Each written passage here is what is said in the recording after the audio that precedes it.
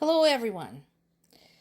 After a massive pushback, like seriously massive pushback, and massive wave of outrage from pretty much all over, including Ukraine and Europe and some folks in the US, Keith Kellogg backpedaled, or as he described it, clarified his statements about suggesting that Ukraine should be split up like post-war Germany.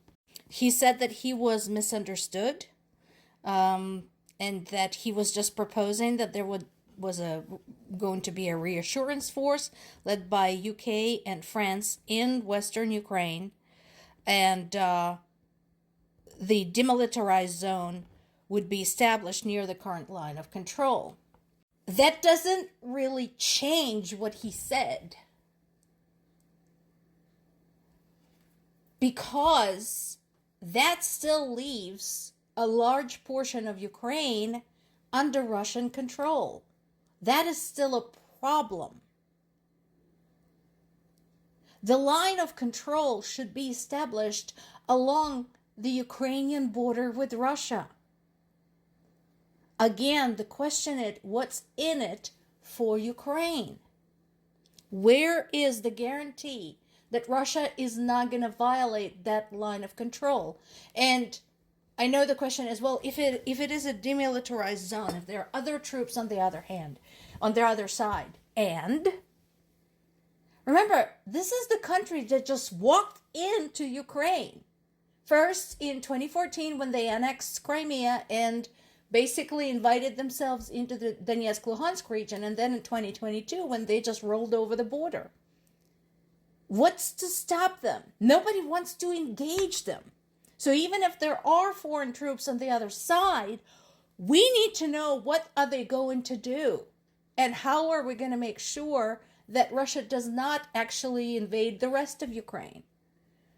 So it's still a problem. And dude, when you're in that position, think before you speak. Yes, this job implies higher level of responsibility for what you say, where you say it, how you say it, and when you say it. So, maybe run it by your staff, I don't know. Think about it. Think how it might be perceived in the current climate, and then open your mouth. Case in point, there's a wonderful article on the BBC website here talking about what it's like for Ukrainians living in the territories currently occupied by Russia. Here's the thing, this is nothing new. We've seen this before. This is what Russia does every single time it invades anything. Ask Finland, ask Poland, ask Lithuania, Estonia, Latvia. This is what happened to them in the past, and this has happened to Ukraine in the past too, and we don't want this anymore. It's not just a matter of having a foreign army on your territory. It's the matter of being discriminated against, mistreated, forbidden to celebrate your holidays, to speak your language. It's about forcing people to take Russian passports, to submit themselves to Russian jurisdiction, something they never voted for, something they did not choose. And do not tell me about the referendums. The referendums were conducted exactly this way, at gunpoint. People were forced.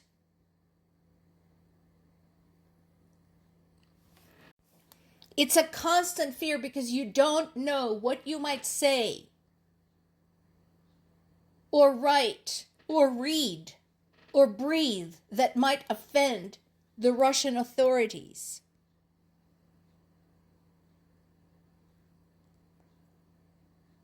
You could get imprisoned. You could get killed. There's massive amounts of surveillance all over the place. There are CCTV cameras everywhere, spying on people. This is 1984 in there. Orwell would have walked in and said, yep, That's exactly how I wrote it. There are people disappearing from the streets, never to be seen again. Does that remind you of something? This is what it's like. And there are repressive laws being introduced against Ukrainian nationals. They're being treated like second-class citizens.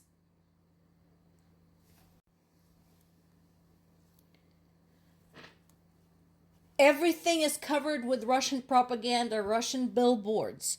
There can be no Ukrainian language radio stations, no Ukrainian businesses, no Ukrainian schools, nothing, no Ukrainian bookstores, theaters, art galleries. This is what it's like. This is not new. This is history repeating itself. So, Mr. Kellogg and Mr. Witkoff, when you're suggesting, let's just give Russia what they want, let them keep a portion of Ukraine, this is what you're subjecting these people to. This is what you're saying is okay. As is this. There's been another horrific attack on the town of Sumy. It's covered by multiple news sources, more so by the European and Ukrainian news sources than American, but you can find something.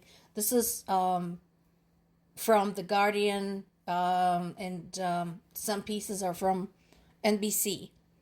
But so far, what we know is that there are more than 30 people dead, including 2 children. The number of wounded right now is nearing 100. And we don't know exactly. It's probably all going to go up, both dead and wounded.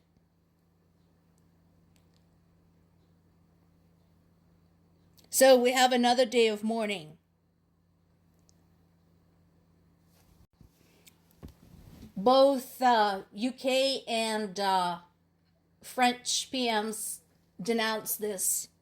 We heard nothing from Trump, of course. Figures. And all we heard from Keith Kellogg is that this crosses the line of decency. If you don't believe me here, this is his post right there. Crosses any line of decency. So what are you saying? Are you saying that all of the previous attacks over the last 11 years have not crossed the line of decency? Bucha, Irpin, Mariupol, Dnipro, Kyiv, Zaporizhia, Donetsk, Luhansk. None of that crossed the line of decency? Again, fucking think before you speak or before you hit enter. And as if this wasn't bad enough, this is Palm Sunday in Ukraine.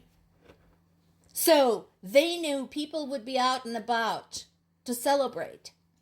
And they hit the city center on a religious holiday. These people who are saying they're trying to save Ukrainians from becoming heathens. Here's some photographs from the scenes, but I don't think they quite give you the full impression of what it's like out there. Obviously, as usual, Ukrainian rescue workers are working hard trying to minimize the damage, but the damage is already done. People were killed, civilians, children were killed. What were they, NATO agents? And here we are having to listen to Kellogg and Witkoff telling Ukraine that somehow the compromise should be reached with these murderers.